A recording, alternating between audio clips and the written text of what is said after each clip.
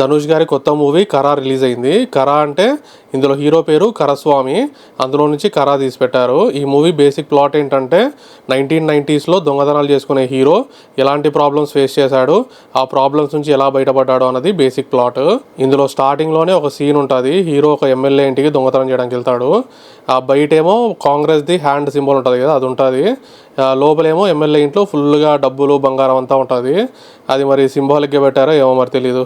ఈ మూవీలో నాకు యాక్టింగ్ బాగా అనిపించింది. ధనుష్ యాక్టింగ్ బాగుంది. ధనుష్ ఫాదర్గా కేఎస్ రవికుమార్ గారు చేశారు. ఆయన నరసింహ మూవీ డైరెక్టర్ ఉన్నారు కదా, ఆయన మాత్రం చాలా న్యాచురల్గా చేశారు. ఆయన యాక్టింగ్ చూస్తే మనకే పాపం అనిపిస్తుంది, అంత న్యాచురల్గా బాగా చేశాడు. ఇంకా జయరామ్ గారు కూడా ఉంటారు. ఆయన లాస్ట్లో ఒక యాక్సిడెంట్ సీన్ ఉంటుంది, అది బాగా యాక్ట్ చేశాడు అనిపించింది. ఇంకా హీరోయిన్ మమితా బైజు, ఇందులో ఆమెది చాలా చిన్న రోలు, జస్ట్ కొద్దిసేపే ఉంటుంది ఆమెది. మ్యూజిక్ డైరెక్టర్ ఏమో జీవి ప్రకాష్. ఇందులో డాన్స్ వేసే సాంగ్స్ అలాంటివి ఏమి ఉండవు, కానీ బ్యాక్గ్రౌండ్లో సాంగ్స్ అయితే ఉంటాయి. అవి ఇంకా డబ్బింగ్ సినిమాల్లో సాంగ్స్ ఎలా ఉంటాయి అలాగే ఉంటాయి. బీజిఎమ్స్ కూడా మరి అంత సూపర్గా అనిపించిన బీజిఎమ్స్ అయితే ఏమనిపించలేదు, చాలా క్యాజువల్ బీజిఎమ్సే అన్ని. ఫస్ట్ హాఫ్ చాలా ఎమోషనల్గా నడుస్తుంది, ఎమోషనల్ సీన్స్ చాలా ఉంటాయి. Second half bank robbery, heist, revenge ఈ టైప్లో ఉంటుంది. ఇంకా నా ఫైనల్ వర్డిక్ట్ ఏంటంటే చూడొచ్చు, మూవీ బాగానే ఉంది. రన్ టైమే కొంచెం ఎక్కువ ఉంది, 2 hours 50 minutes ఉంది.